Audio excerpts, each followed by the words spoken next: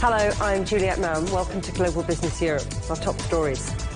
Devolution, home building, cost of living relief. Britain's new Prime Minister Andy Burnham pledges an economic reset as he takes office. Higher tech heads higher. Chips rebound as oil rises on fresh threats in the Middle East. The shadow of war. Defence tech steals the spotlight at the UK's biggest aviation show. Spain took the top prize on the pitch, but who will be World Cup's biggest financial winners? Britain's new Prime Minister has promised the biggest economic and political reset in decades as he became the country's 7th leader in 10 years. Andy Burnham says he wants to help Britons with the cost of living and, as the former mayor of Greater Manchester, wants to devolve more power away from London. He is currently forming his cabinet, and one person who won't be in it is Rachel Reeves after her removal as Chancellor of the Exchequer Finance Minister. Here's some of what the new Prime Minister had to say outside 10 Downing Street earlier. It requires my generation of politicians to raise our game and rise to the new challenge. Britain needs to show the world that we can regain our stability once again. And that is our challenge, to make politics work. Let's talk to Jen Copestake, who's at Downing Street for us. Hi there, Jen. So what vision has Andy Burnham set out? Well, it'll be interesting to see, Juliette, what is actually happening. We've had a few arrivals just in the last few minutes. We've seen the Home Secretary, Shabana Mahmood, and Ed Miliband, two of the people that were tipped to potentially be the Chancellor, arriving. They came after John Healey, the former Defence Secretary. So there's some speculation that as John Healey was the first to arrive, that he may be the new Chancellor. And will that give some indication into the direction that Andy Burnham wants to take his new government? Now, when it comes to things like his interactions with, for example, President Donald Trump. Donald Trump put out a tweet yesterday on social media saying that he was expecting Andy Burnham, that people were dancing in the streets of Aberdeenshire because he said that Andy Burnham would open up the North Sea to more drilling opportunities. Now, that is not exactly true. We don't believe that Andy Burnham is going to allow new oil and gas licenses, but he could do more drilling without doing that. So that could be opening up adjacent plots in existing fields in the North Sea or exploiting unused licenses. Now, there are other elements from Andy Burnham that we're expecting to hear about.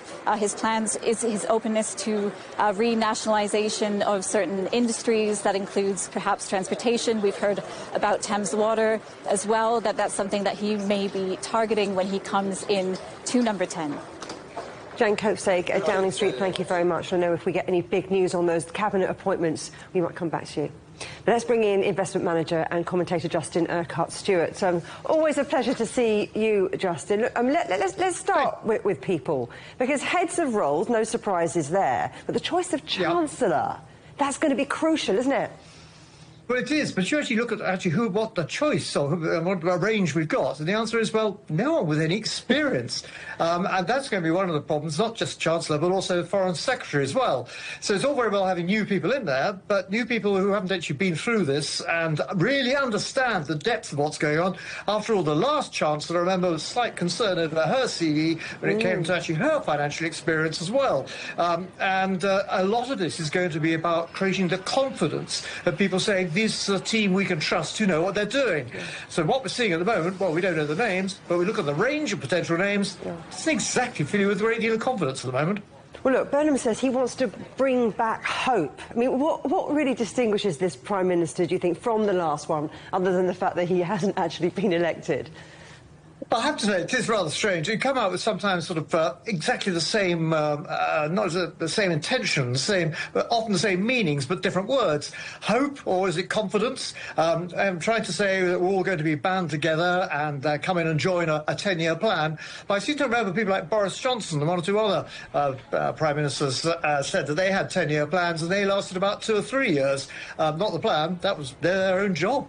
So I'm afraid we have to get past the platitudes and actually start start seeing really what the noises are, what could be turned into real policy. For example, the issue that really has been people talking about today about the oil industry and investments, where they're opening up further investments into the North Sea oil fields and beyond. And none of that creates change immediately, but it would add confidence, particularly to weaker areas like Aberdeen, which has been so seriously hit by this over the past few years.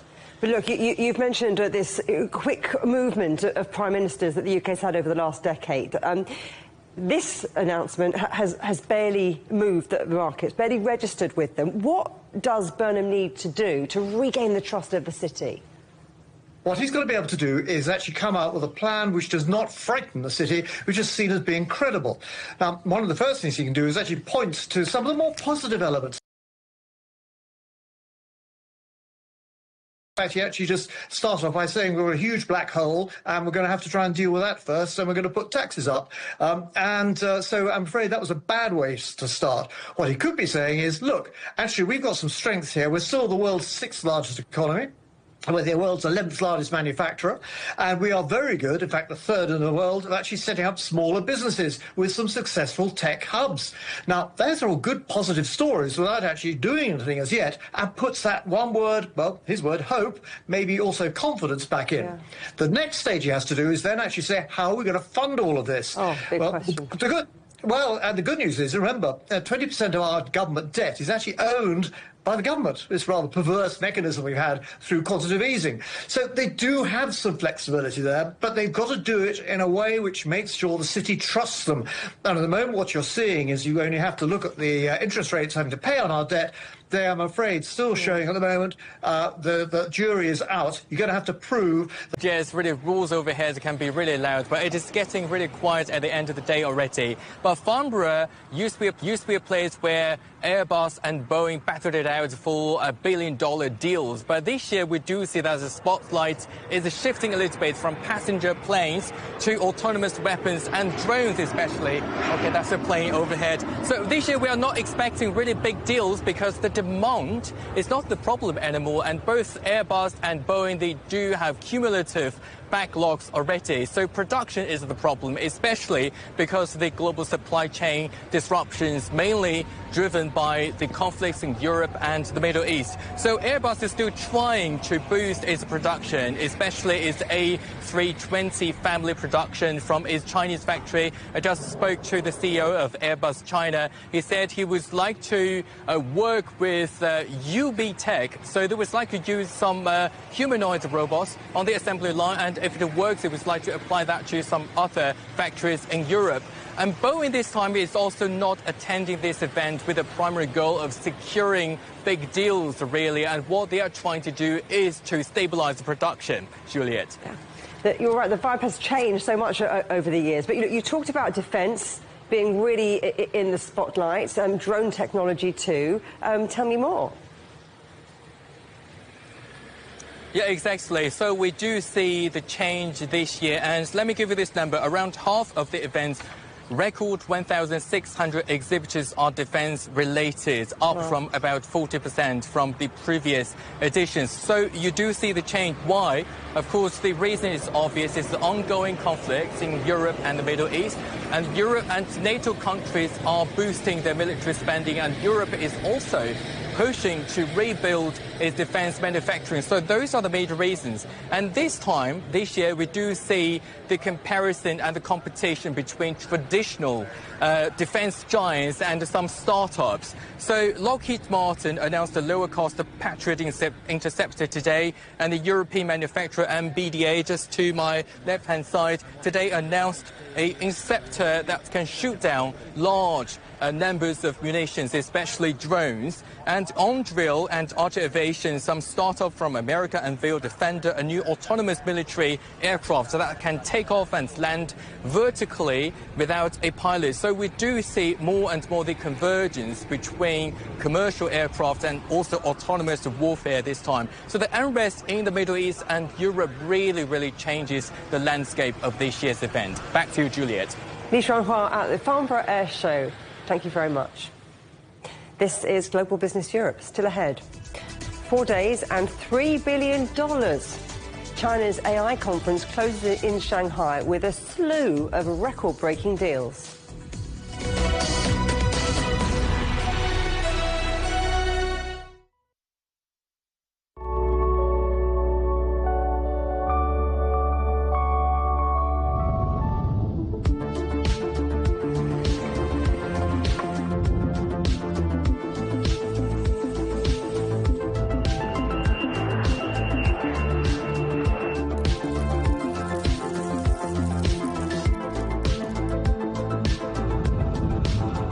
Everything is a business story.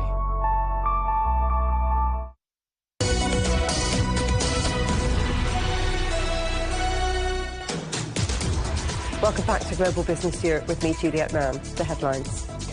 Devolution, home building, cost of living relief. Britain's new Prime Minister, Andy Burnham, pledges an economic reset as he takes office. The shadow of war. Defence tech steals the spotlight at the UK's biggest aviation show. Wall Street's main indices are up, helped by a recovery in chip stocks after last week's sell-off.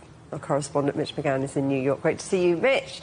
What movements, then, are we seeing today from the chip makers? Yeah, hi Juliette, happy Monday. Look, it has been a day so far where we've seen a slight bounce back in chip stocks after what could be regarded as a pretty underwhelming week last week for investors. The VanEck Semiconductor ETF, that's an index of the 25 largest US-listed semiconductor companies, it's up 1.8% this afternoon. That might not seem much, but it's certainly a change in direction from what we saw last week. But when you look at its performance, that ETF over the last month, it paints a bigger story, I think. The ETF is down 15.3%, so significant room to make up there. Micron is up 5% today. AMD, or Advanced Micro Devices, is also up about 3.5%. UBS, which is the Swiss investment bank, it put out a note earlier today saying that it still expects growth in AI and in semiconductors, despite what we've seen in recent weeks, describing these ups and downs in the company share prices as a positioning unwind after a 90% year-to-date rally. Now, speaking of AI, and this is interesting, this has come out in the last hour or so, there are reports that the director of the US Centre for AI Standards and Innovation, Chris Fall, has actually resigned 3 months into the job. Now, that centre is described as the industry's primary point of contact within the US government to facilitate testing and research. Now, this was reported by Axios, but the reason yet why Chris Fall may have resigned hasn't been revealed just yet, but plenty more to come on this story, I'm sure. Oh, yes, I know you'll keep us posted, but I want to talk about oil now, because there have been more threats to global energy supplies, with Yemen's Houthis declaring a naval blockade against Saudi Arabia. Yeah, that's right. The Houthis, the Iranian-linked group, say that they're going to enforce this naval blockade in retaliation for an attack on Sana'a International Airport last week. Now, this blockade is expected to affect the Bab el-Mandeb Strait, which connects the Red Sea to the Gulf of Aden. Now, it's regarded as one of the world's most important shipping routes. According to Al Jazeera, around 5% of the world's crude oil and refined petroleum passed through the strait in 2024. Now, that's significant when you consider the Strait of Hormuz has about 20% of the world's oil passed through it. Now, another 5% from a different strait. That is really restricting oil supply, and this latest move could really restrict Saudi oil supplies through that strait as well. Now, Brent crude is up again on the back of this news today. It's up at about $88 US this afternoon. So that's a significant rise from what we've seen in recent weeks when it looked as if the memorandum of understanding was being followed by both Iran and the US. It was down to around $72. So as I say, a significant rise again in the price of Brent crude. Mitch McGann in New York, thank you. China's flagship AI conference, WAIC, has ended, with the estimated value of intended deals reaching about $3 billion US. That's a 25% increase from last year's event.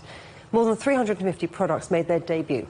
Ahead of the event, 29 countries signed an agreement to establish the World AI Cooperation Organization, based in Shanghai.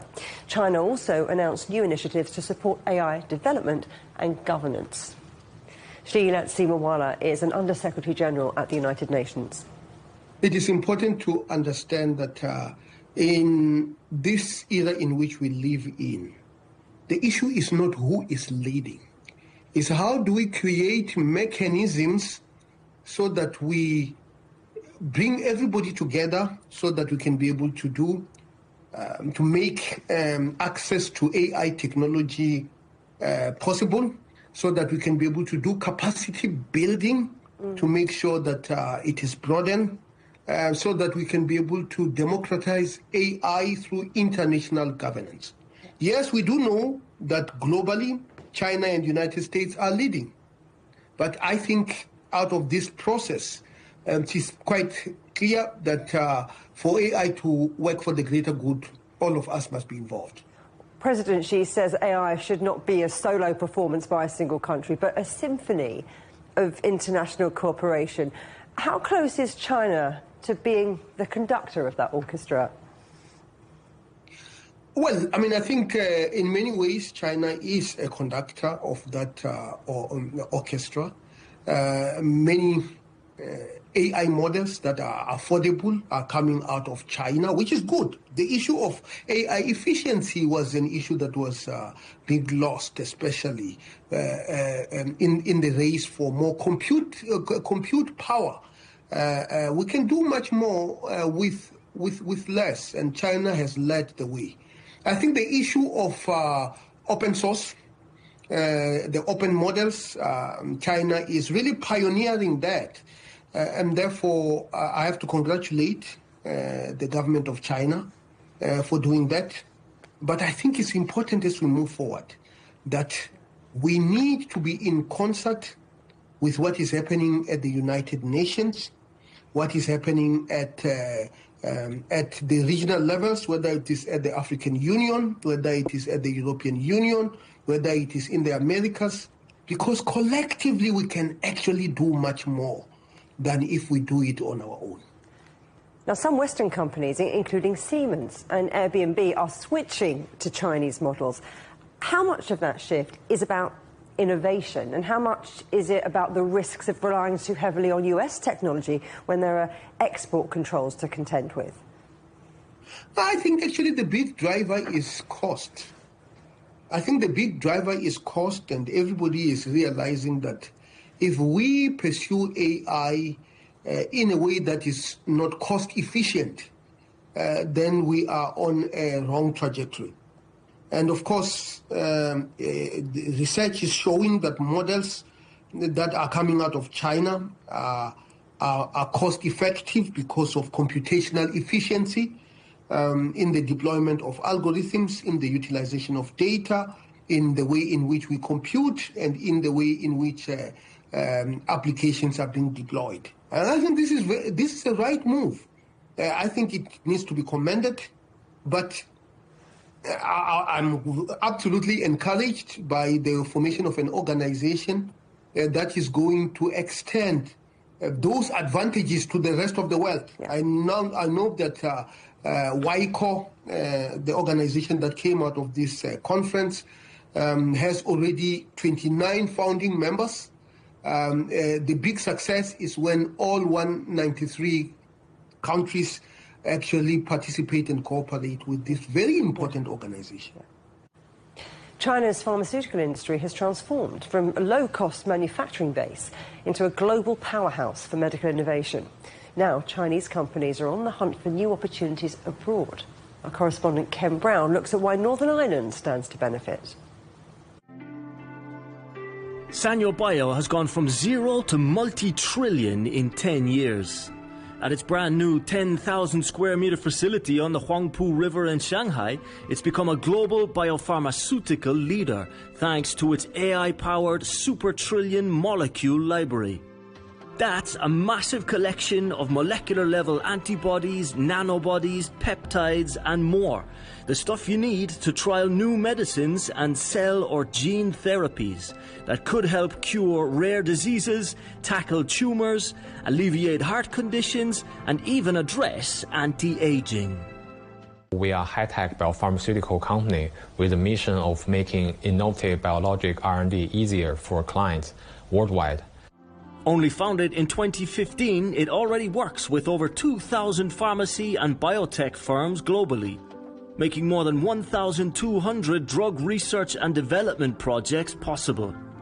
Advances in tech are opening new possibilities and accelerating medical breakthroughs. A good example is the case of baby KJ in the beginning of this year, which was the first baby to be treated with a CRISPR or genetic editing approach. This is a baby that otherwise would have had no chances of survival, and now, almost 1 year after the treatment, he's still doing well. I frequently say that we are at the cusp, probably, of a revolution in the medical sector. A revolution that has to be built on international cooperation and collaboration, Rinaldi says. And Sanyo Bio is expanding across Europe and America, looking at more partnerships and potentially a new R&D centre in the UK. I think that Northern Ireland is very friendly, open market to the world.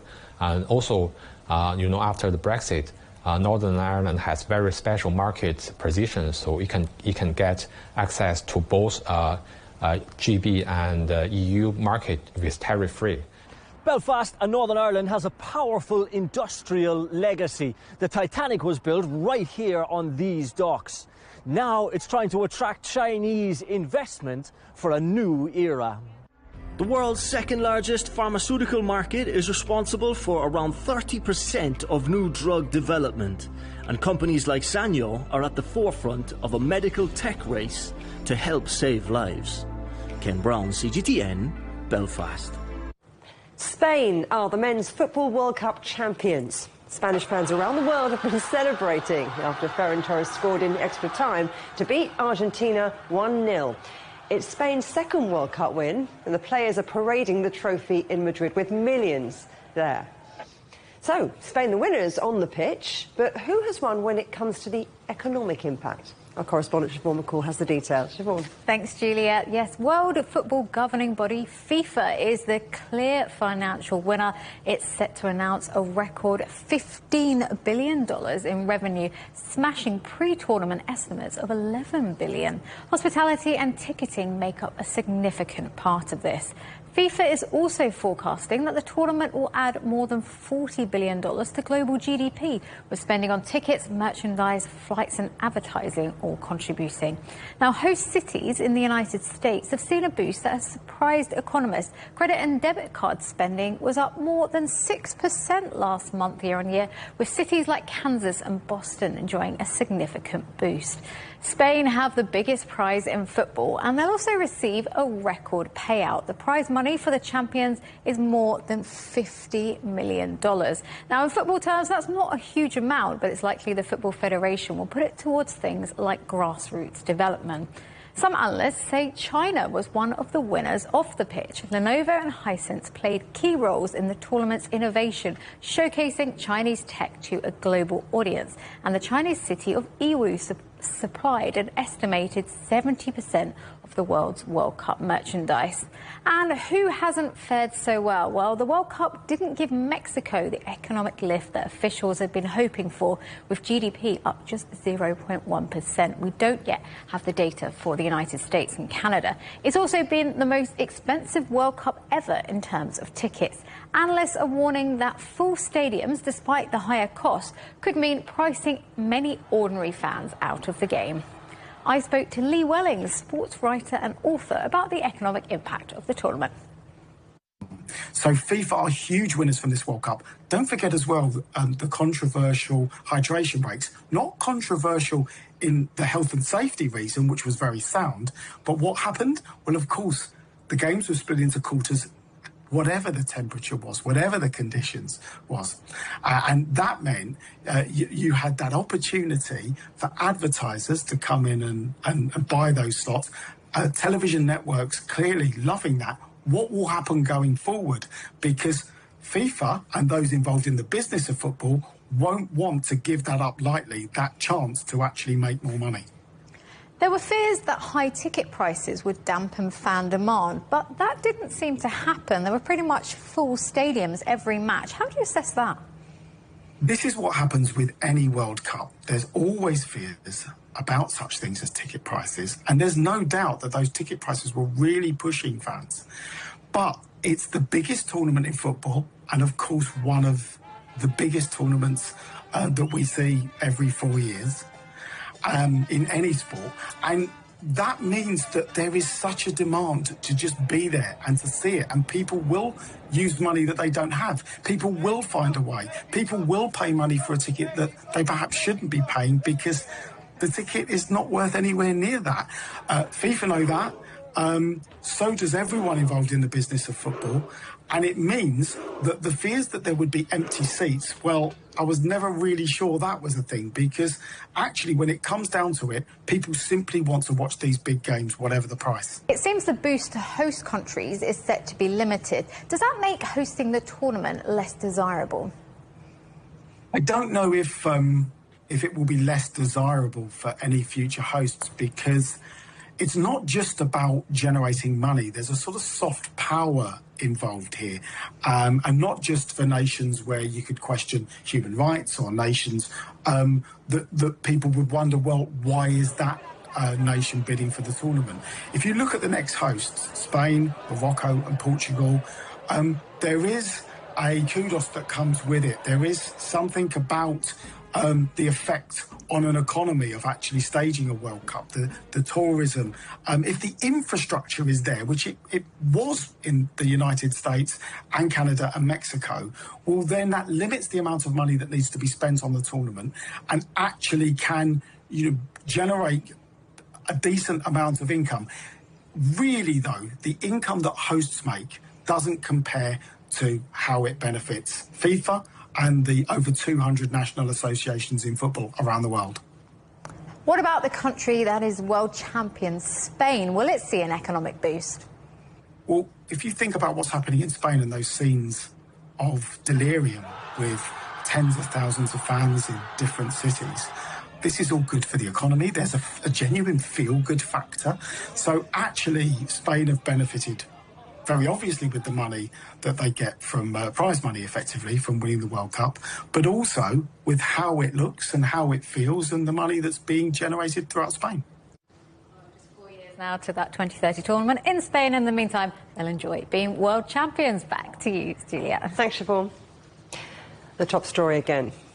Devolution, home building, cost of living relief. Britain's new Prime Minister, Andy Burnham, pledges an economic reset as he takes office.